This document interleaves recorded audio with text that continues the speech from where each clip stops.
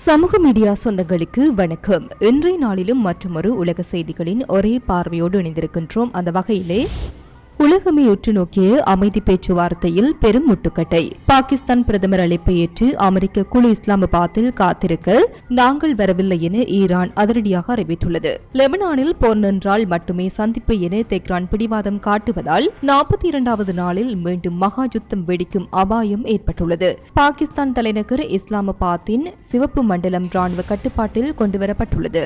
Iran பேச்சுவார்த்தைக்கு வராததற்கு இஸ்ரேலின் கொடூர தாக்குதலே காரணம். லெபனான் மீது ஆபரேஷன் எஃபிக் எடர்னல் டார்க்னஸ் என்ற பெயரில் இஸ்ரேல் கோர தாண்டவம் ஆடி வருகின்றது. பெய்ரூட்டின் மையப்பகுதியில் ஒரே நாளில் 300க்கும் மேற்பட்டோர் கொல்லப்பட்டுள்ளனர். இது போர் நிறுத்தத்திற்கு அப்பாற்பட்டது என நெதன்யாகு கர்ச்சிப்பது அமைதி ஒப்பந்தத்தை சிதைத்துள்ளது. ஜலசந்தி திறக்கப்பட்டுள்ளதாக அறிவிக்கப்பட்டாலும் உண்மையில் அங்கு இயல்பு நிலை திரும்பவில்லை. ஒரு நாளைக்கு 140 கப்பல்கள் செல்ல வேண்டிய இடத்தில் நேற்று 7 கப்பல்கள் மட்டுமே கடந்துள்ளன. ஈரான் சுங்க கட்டணம் வசூலிப்பதை ஐரோப்பிய ஒன்றியம் கடுமையாக எதிர்த்துள்ள நிலையில் கப்பல் போக்குவரத்து முடங்கியதால் எண்ணெய் விலை மீண்டும் எகிர தொடங்கியுள்ளது. மறுபுறம் பொருளாதார இழப்புகளை சவுதி அரேபியா வெளியிட்டுள்ள நிலையில் ஒப்பந்த நிபந்தனைகள் 100% நிறைவேற்றப்படாவிட்டால் இதுவரை உலகம் கண்டிராத வலிமையான தாக்குதலை அமெரிக்கா நடத்தும் என ட்ரம்ப் தனது ட்ரூத் சோசியல் தளத்தில் எச்சரித்துள்ளார். ஈரானின் புதிய தலைவர் மொஜ்தபா கமேனி இன்னும் ரகசிய இடத்தில் இருக்கும் நிலையில் நாளை சனிக்கிழமை பேச்சுவார்த்தை தொடங்குமா அல்லது போர் மேகங்கள் மீண்டும் சூழுமா? 42வது நாள் போரின் அடுத்தடுத்த அதிரடி தகவல்கள் இதோ. Fourth Monkey Connect coming soon. America Iran இடையிலான 42வது நாள் போரில் இன்று ஒரு முக்கியமான ராஜதந்திர திருப்பம் ஏற்பட்டுள்ளது. பாகிஸ்தானில் இன்று தொடங்கவிருந்து வரலாற்று சிறப்புமிக்க அமைதி பேச்சுவார்த்தையில் பங்கேற்க தனது தூதுக்குழு இஸ்லாமாபாத் சென்றுள்ளதாக வெளியான செய்திகளை ஈரான் அதிகாரப்பூர்வமாக மறுத்துள்ளது. அமெரிக்க துணை அதிபர் ஜெடி வான்ஸ் தலைமையிலான குழு பேச்சுவார்த்தைக்கு தயாராக உள்ள நிலையில் ஈரானின் அரசு சார்பு பார் செய்தி நிறுவனம் ஒரு அதிரடி தகவலை வெளியிட்டுள்ளது. எங்கள் தூதுக்குழு பாகிஸ்தான் சென்றதாக வெளியான செய்திகள் முற்றிலும் பொய்யானவை.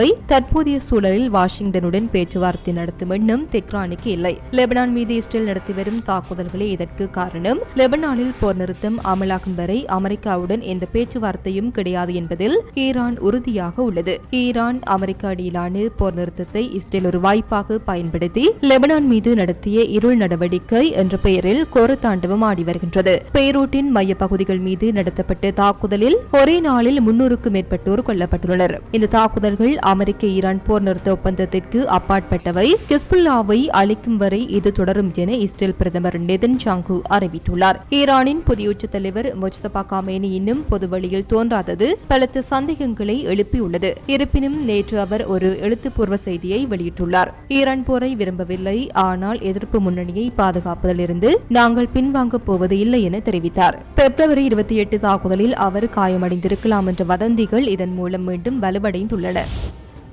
அமெரிக்கா ஈரான் இடையிலான 14 நாள் தற்காலிக போர் நிறுத்தம் இன்று 3வது நாளை எட்டியுள்ள நிலையில் போர் மேகங்கள் மீண்டும் சூழ தொடங்கியுள்ளன. ஒப்பந்த நிபந்தனைகள் 100% நிறைவேற்றப்படாவிட்டால் ஈரான் மீதான தாக்குதல்கள் மீண்டும் தொடங்கும் என அமெரிக்க அதிபர் டொனால்ட் ட்ரம்ப் மிக கடுமையான எச்சரிக்கையை விடுத்துள்ளார். இன்று இஸ்லாமாபாத்தில் பேச்சுவார்த்தைகள் தொடங்கியிருந்த நிலையில் ட்ரம்ப் தனது பிடிவாதத்தை மீண்டும் ஒருமுறை உறுதிப்படுத்தியுள்ளார். நிபந்தனைகள் மீறப்பட்டால் இதுவரை உலகம் கண்டிராத அளவிற்கு ஒரு வலிமையான தாக்குதலை அமெரிக்கா நடத்தும். எங்கள் படைகள் ஈரானை சுற்றியே இருக்கும், எதற்கும் தயாராக இருங்கள் என அவர் எச்சரித்துள்ளார். ஹார்முஸ் ஜலசந்தியை முழுமையாக திறப்பது மற்றும் அணு ஆயுத திட்டத்தை கைவிடுவது ஆகியவற்றில் அமெரிக்கா எவ்வித சமரசமும் செய்யப்போவதில்லை என தெரிகிறது.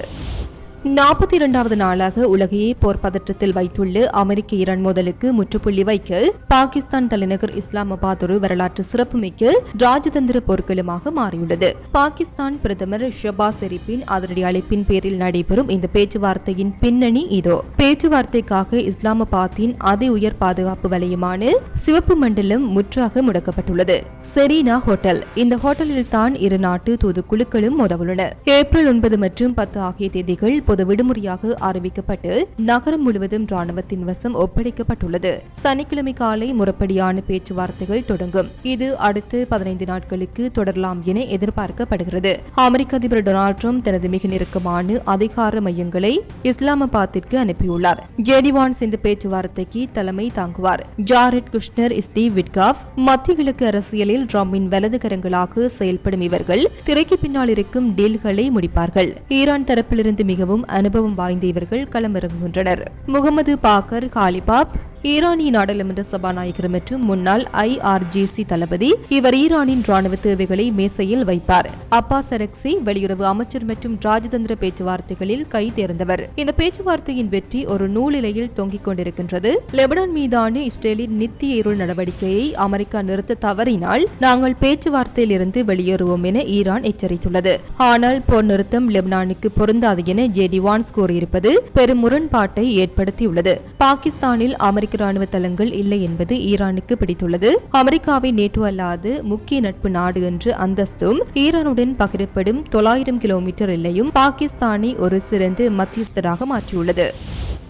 அமெரிக்கா மற்றும் ஈரான் இடையே போர் நிறுத்தம் அறிவிக்கப்பட்ட போதிலும் உலகின் மிக முக்கியமான எண்ணெய் வழித்தடமான ஹார்முஸ் ஜலசந்தியில் இன்னும் இயல்பு நிலை திரும்பவில்லை. கப்பல்கள் செல்வதற்கு ஈரான் அனுமதி அளிக்கவில்லை என அதிபர் ட்ரம்ப் குற்றம் சாட்ட அமெரிக்க ஒப்பந்தத்தை மதிக்கவில்லை என ஈரான் பதிலடி கொடுத்துள்ளது. வழக்கமாக ஒரு நாளைக்கு 120 முதல் 140 கப்பல்கள் கடந்து செல்லும் ஹார்முஸ் ஜலசந்தியில் இப்போது நிலைமை தலைகீழாக மாறியுள்ளது. வியாழக்கிழமை அன்று வெறும் 7 கப்பல்கள் மட்டுமே ஜலசந்தியை கடந்துள்ளன. சுமார் 325 எண்ணெய் டேங்கர்கள் உட்பட 600க்கும் மேற்பட்ட கப்பல்கள் இன்னும் வளைகுடா கடற்பரப்பில் வெளியேற முடியாமல் தவிக்கின்றன. ஜலசந்தி முழுமையாக திறக்கப்படவில்லை என்றும் ஈரானின் நிபந்தனைகளுக்கு உட்பட்டே ஒரு சில கப்பல்கள் அனுமதிக்கப்படுவதாகவும் கப்பல் கண்காணிப்பு நிறுவனங்கள் எச்சரிக்கின்றன. போர் நிறுத்த ஒப்பந்தத்தை ஈரான் மீறுவதாக அதிபர் ட்ரம்ப் தனது ட்ரூத் சோசியல் தளத்தில் சாடியுள்ளார். எண்ணெய் செல்ல அனுமதிப்பதில் ஈரான் கண்ணியமற்ற முறையில் நடந்து கொள்கிறது. இது நாம் செய்து கொண்ட ஒப்பந்தம் அல்ல என பதிவிட்டுள்ளார். இதற்கு பதிலளித்துள்ள ஈரானிய வெளியுறவு அமைச்சர் அப்பாஸ் அரக்சி, லெபனானில் இஸ்ரேல் நடத்தி வரும் படுகொலைகளை உலகம் பார்க்கிறது.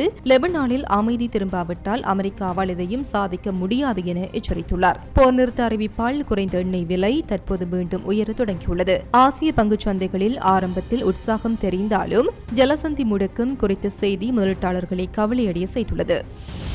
ஹார்முஸ் ஜலசந்தியை மீண்டும் திறப்பதில் புதிய சிக்கல் உருவாகியுள்ளது. ஜலசந்தியை கடக்கும் கப்பல்களுக்கு சுங்க கட்டணம் விதிக்கலாம் என்ற ஈரானின் யோசனையை ஐரோப்பிய ஒன்றியம் அடியோடு நிராகரித்துள்ளது. இதற்கிடையில் இந்த போரில் தனக்கு உதவா நேட்டோ நாடுகளுக்கு அதிபர் டொனால்ட் ட்ரம்ப் கடும் எச்சரிக்கை விடுத்துள்ளார். ஹார்முஸ் ஜலசந்தியில் பயணம் செய்ய ஈரானிடம் அனுமதி பெற வேண்டும் அல்லது கட்டணம் செலுத்த வேண்டும் என்ற நிபந்தனையை ஐரோப்பிய ஒன்றியம் ஏற்க மறுத்துவிட்டது. சர்வதேச சட்டத்தின்படி கடல் வழி போக்குவரத்து என்பது ஒரு பொதுவான உரிமை. அதற்கு எவ்வித சுங்க கட்டணமோ அல்லது வரியோ விதிக்க முடியாது என ஐரோப்பிய ஆணையத்தின் செய்தி தொடர்பாளர் அனுவாரில் அனோனி தெரிவித்துள்ளார். ஐரோப்பிய ஒன்றியத்துடன் இணைந்து பிரித்தானியாவும் இந்த கண்டன முறையை சர்வதேச வழித்தடத்தை கடத்துவதற்கு சமம் என சாடியுள்ளது. தனது போர் முயற்சிக்கு முட்டுக்கட்டை போட்டு ஐரோப்பிய நாடுகளுக்கு அதிபர் ட்ரம்ப் ஒரு கடுமையான எச்சரிக்கையை விடுத்துள்ளார். அடுத்த சில நாட்களுக்குள் ஹார்முஸ் ஜலசந்திக்கு ஐரோப்பா தனது போர்க்கப்பல்களை அனுப்ப வேண்டும்.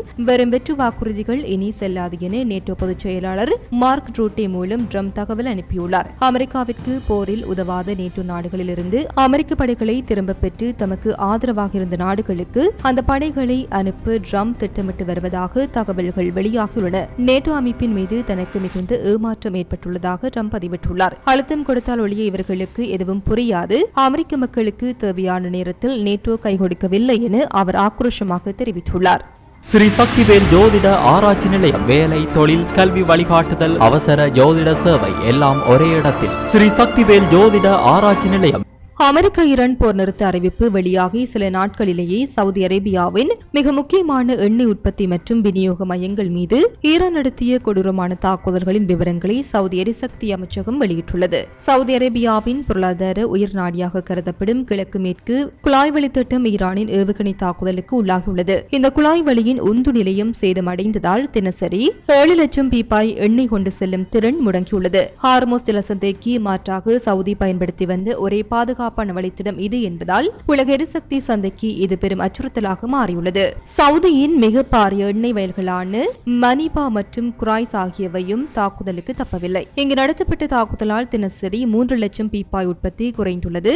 ஏற்கனவே நடத்தப்பட்ட தாக்குதலால் இங்கு மேலும் 30,000 பீப்பாய் உற்பத்தி பாதிக்கப்பட்டுள்ளது. சவுதி அரேபியாவின் ஒட்டுமொத்த உற்பத்தி திறனில் சுமார் 6 லட்சம் பீப்பாய் குறைந்துள்ளதாக அதிகாரிகள் கவலையுடன் தெரிவித்துள்ளனர். எண்ணெய் கிணறுகள் மட்டுமின்றி சவுதியின் முக்கிய சுத்திகரிப்பு நிலையங்களான டிராஸ் தனூரா, ரியாத் சுத்திகரிப்பு நிலையம் மற்றும் ஷூபைல் சடோர்ஃப் ஆகியவையும் இலக்கு வைக்கப்பட்டுள்ளன. இதனால் எரிவாயு மற்றும் இயற்கை எரிவாயு திரவங்களின் ஏற்றுமதி கடுமையாக பாதிக்கப்பட்டுள்ளது. இத்துடன் குறித்த காணொளி நிறைவு பெறுகின்றது. இது தொடர்பிலான உங்களுடைய கருத்துக்களை கமெண்ட் வாயிலாக தெரிவிக்கலாம். இது போன்ற பல செய்திகளை தெரிந்து கொள்ள நம்முடைய சமூக மீடியா யூடியூப் சேனலை சப்ஸ்கிரைப் செய்து அருகிலுள்ள பெல் பட்டனை கிளிக் செய்யுங்கள். மேலும் செய்திகளை உடனுக்குடன் தெரிந்து கொள்ள சமூகமீடியா.com என்ற இணையதளத்தின் வாயிலாக எங்களுடன் இணைந்திருங்கள்.